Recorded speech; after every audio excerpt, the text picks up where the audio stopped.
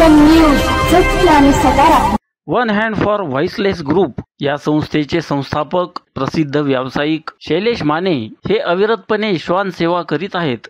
याबाबत सविस्तर असे की एकमेकांच्या भावनांचा आपल्याला नितांत आदर आहे। एकमेकांच्या हृदयात मानवता रुजवताना एकच भावना शब्दात उतरते, ती म्हणजे साने गुरुजींची कविता, खरा तो एकची धर्म जगाला प्रेम अर्पावे। या उक्तीला साजेसे अविरत कार्य करणाऱ्या शैलेश माने यांचे कार्य अद्वितीय आहे। मनुष्य एकमेकांवर जीवापाड प्रेम करतोच, मनापासून असो की वरवर ते करावेच लागते, परंतु प्राण्यांना बोलता येत नाही। ते त्यांचे दुःख कुणाला सांगू शकत नाहीत, व्यक्तही करू शकत नाहीत, आणि जे त्यांच्यावर खरे प्रेम करतात त्यांना त्यांच्या वागण्यातून आणि त्यांच्या हावभावातून त्यांना काय सांगायचे आहे हे ओळखून त्यांच्याप्रमाणे त्यांच्याशी वागतात, तेच खरे श्वानप्रेमी, श्वान मित्र। शैलेश माने हे गेल्या 3 वर्षांपासून बेवारस कुत्र्यांचे मायबाप बनून one hand for voiceless group या संस्थेअंतर्गत ते बेवारस श्वानांची सेवा करतात। या ग्रुपच्या नावाला शोभेल असेच सत्कृत्य आणि सेवा हे करत आहेत। या ग्रुपमध्ये जवळपास 55 सदस्य आहेत। शहरात कुठेही असे जखमी किंवा पाळीव कुत्रे बेवारस रस्त्यावर सोडून दिलेले आहे असे कुत्रे आढळल्यास आणि त्यासंबंधी त्यांना फोन आल्यास किंवा त्यांना आढळल्यास ते तात्काळ तेथे पोहोचून अशांना ते घेऊन प्रथमोपचार करून सोबत तात्पुरत्या बनवलेल्या शेल्टरमध्ये ठेवून त्यांना खाऊपिऊ घालतात, त्यांची काळजी घेतात। जखमी असेल तर त्यांना दवाखान्यात नेऊन त्यांना औषधोपचार करतात। अशा कित्येक पायाने किंवा इतर ठिकाणी फ्रॅक्चर असलेल्या कुत्र्यांना त्यांचे फ्रॅक्चर जोडून त्यांना चालता येत आहे, परंतु हे सर्व करताना या श्वानप्रेमींना अनेक अडचणींना तोंड द्यावे लागते। अशा कुत्र्यांना ठेवण्यासाठी तसे शेड नाहीत, तसेच खाण्यापिण्याची व्यवस्था असो, त्यांची देखरेख शुश्रूषा असो, शासकीय दवाखान्यापासून ते नागरिकांशी हुज्जत घालणे असो, त्यांना कोणत्याही सुविधा किंवा संरक्षण दिले जात नाहीत, अशी खंतही त्यांनी APN न्यूजशी बोलताना व्यक्त केली। शहरात प्राण्यांसाठीचे 2 दवाखाने आहेत, एक खडकेश्वर येथील केंद्रीय दवाखाना आहे, त्याचप्रमाणे जकात नाका सिडको येथील महानगरपालिकेचा दवाखाना आहे, परंतु या दवाखान्यात एकही डॉक्टर नसल्याचे त्यांनी सांगितले। तिथे येणाऱ्या मुक्या पेशंटला प्रशिक्षित नसलेल्या व्यक्तींकडून उपचार केले जातात। उपचार व्यवस्थित न झाल्यामुळे कधी जनावरे दगावतात, त्यामुळे या ठिकाणी प्रशिक्षित डॉक्टरांची नियुक्ती करावी। तसेच येथे मोफत औषधेही मिळत नाहीत, यासाठी कोणत्या सुविधा दिल्या जात नाहीत, त्यामुळे माननीय आयुक्त साहेबांनी याकडे लक्ष देऊन मुक्या प्राण्यांसाठी सोयी सुविधा कराव्यात। त्याचप्रमाणे अशा प्राण्यांची सेवा करणाऱ्या संस्थांना त्यासाठी हवी ती मदत करावी, अशी माफक अपेक्षा व्यक्त केली जात आहे।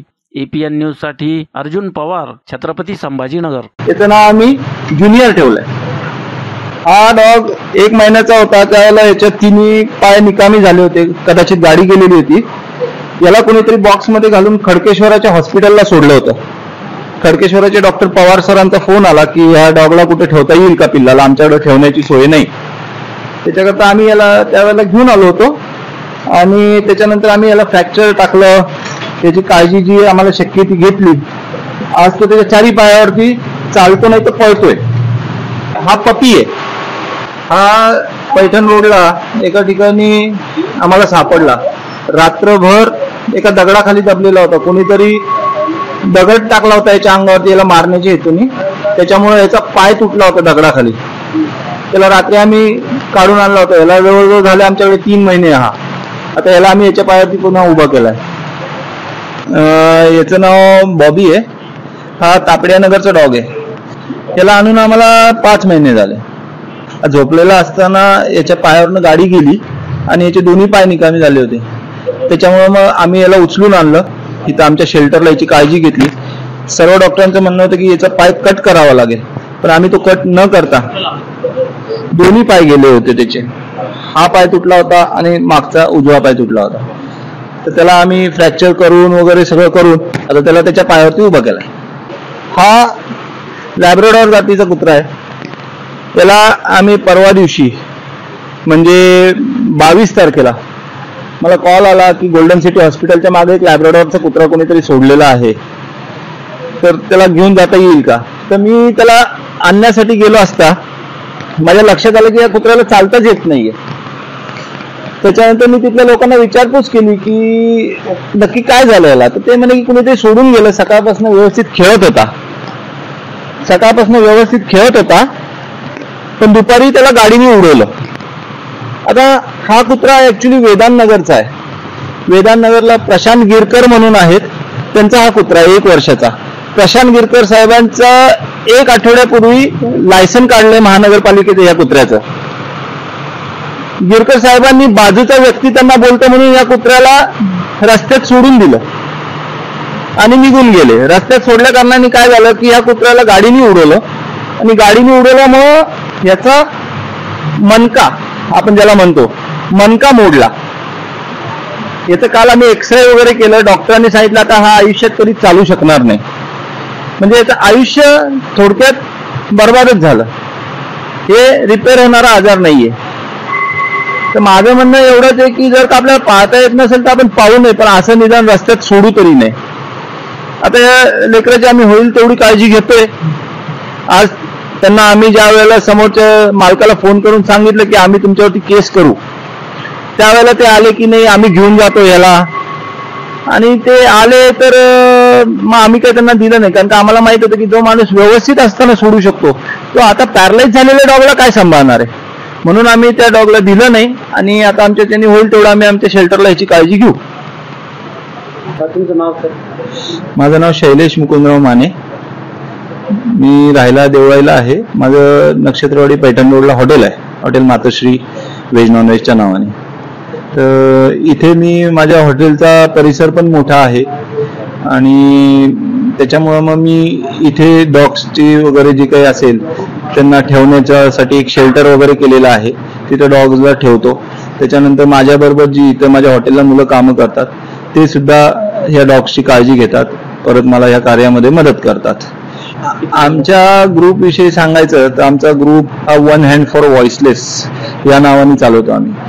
आमच्या ग्रुपमध्ये आज 55 मेंबर्स आहेत आणि हे 55 मेंबर्स हे सगळे आपापल्या परीने, कुणी नोकरी करतं, कुणी बिझनेस करतं, पण सगळे कोणते असं कॉल असेल तर तत्पर असतात. कधीही फोन करा, लेडीज असो माणूस असो, ते तत्पर असतात या कामासाठी. मी साधारणपणे 2 वर्षापासून तर संभाजीनगरात काम करतोय.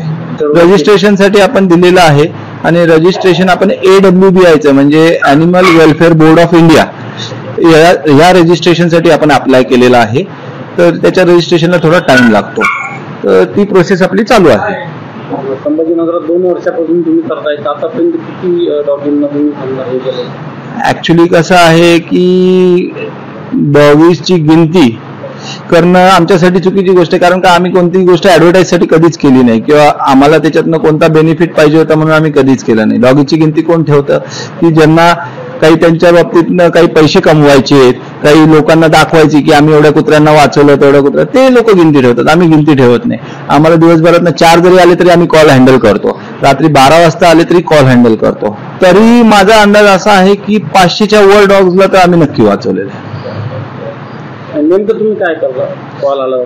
आता ज्या वेळेला आम्हाला कॉल येतो, समोरचा व्यक्ती आमचा अनोळखी असतो. सर्वप्रथम तर आम्ही त्यांना विचारतो की बाबा कुठं झाले डॉगची, आता सध्याची परिस्थिती काय आहे. मग त्यांना आम्ही तिथलं लोकेशन टाकायला सांगतो. व्हिडिओ कॉलवरती एकदा डॉगची काय परिस्थिती बघतो. फर्स्ट एड म्हणून आम्ही त्यांना जे त्यावेळेला योग्य असेल, समजा ग्लुकोजची पावडर द्या त्याला, तोपर्यंत आम्ही तोपर्यंत ग्लुकोजची पावडर खाऊ घाला किंवा मग त्याला पाण्याने पुसून घ्या वगैरे, असं आम्ही त्यांना गाईड करतो आणि जेवढं लवकर शक्य होईल तेवढं लवकर आम्ही पोहोचतो.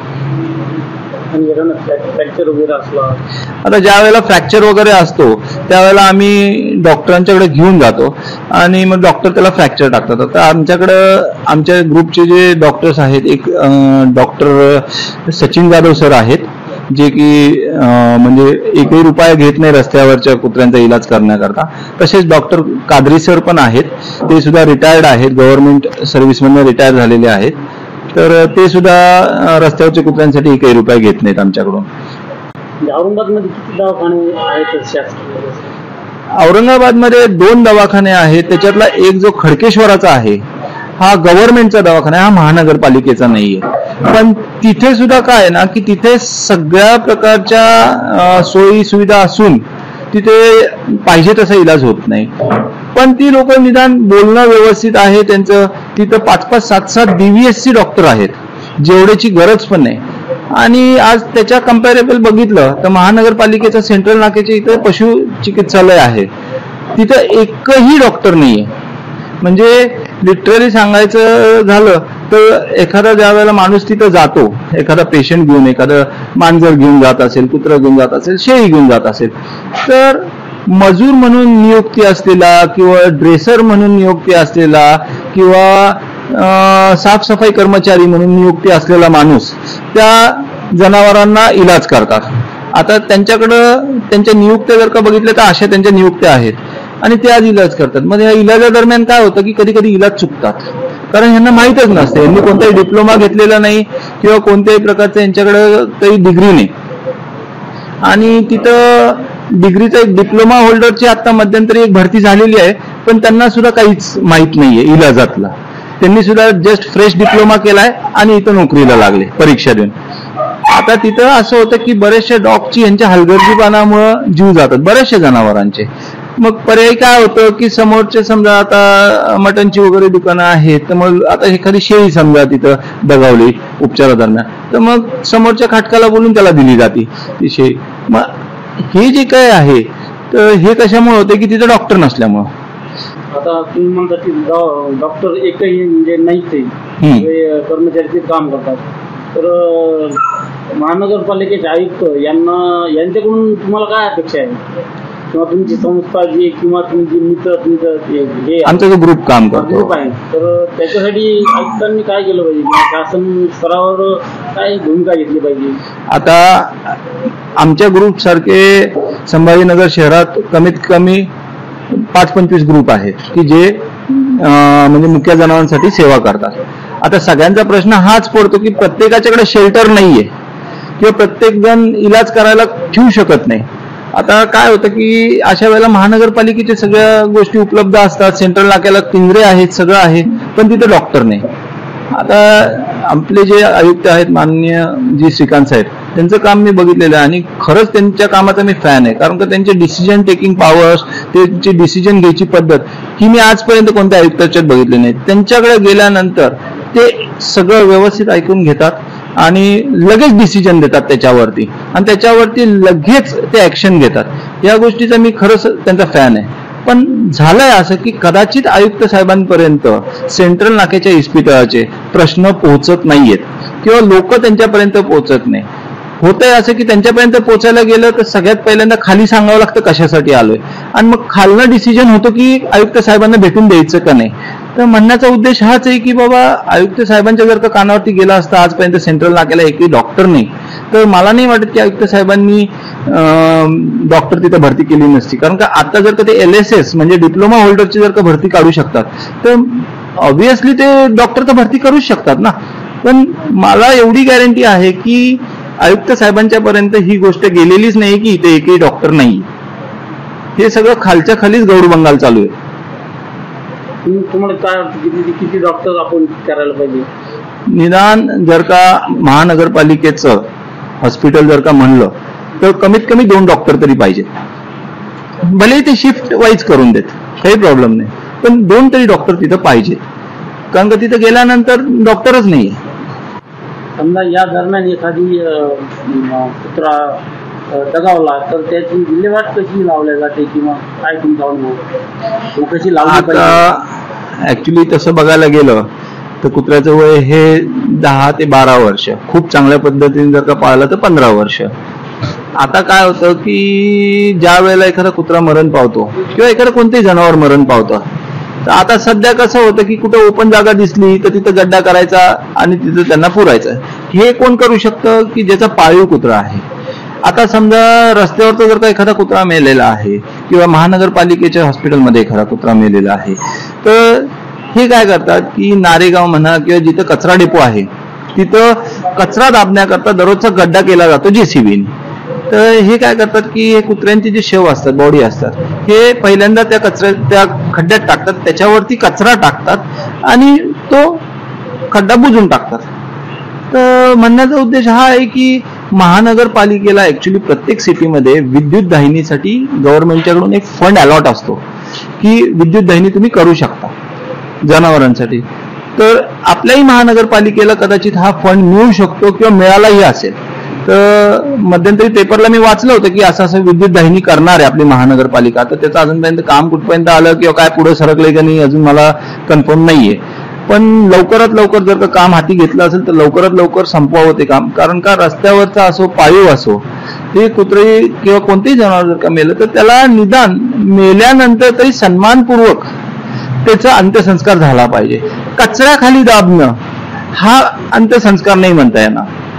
कुठेतरी ही आपल्या मनाला लाजिरवाणी गोष्ट आहे की आपण एवढा टॅक्स भरतोय, प्रत्येक गोष्टीचा टॅक्स भरतोय, घराचा भरतोय, पाणीचा भरतोय, लाईटचा भरतोय, इन्कम टॅक्स भरतोय, जीएसटी भरतोय, प्रत्येक गोष्टीचे टॅक्स भरत असताना सुद्धा जर का समाजामध्ये माणसाला किंवा प्राण्याला जर का मेल्यानंतर सुद्धा अंत्यसंस्कार त्याचा होऊ शकत नाही तर याच्यापेक्षा लाजिरवाणी गोष्ट काहीच नाही.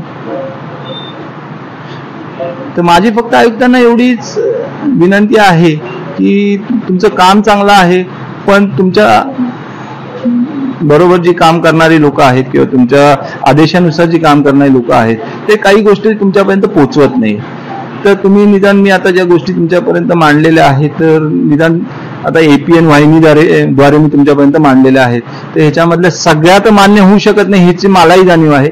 पण ठीक आहे 4 जरी मान्य झाले तरी मला असं वाटेल की बाबा नाही APN वाहिनीला मी जी काही मुलाखत दिली आहे किंवा जे काही सांगितलेलं आहे ते कुठेतरी सार्थकी लागलं. APN न्यूज सत्य आणि सकारात्मक.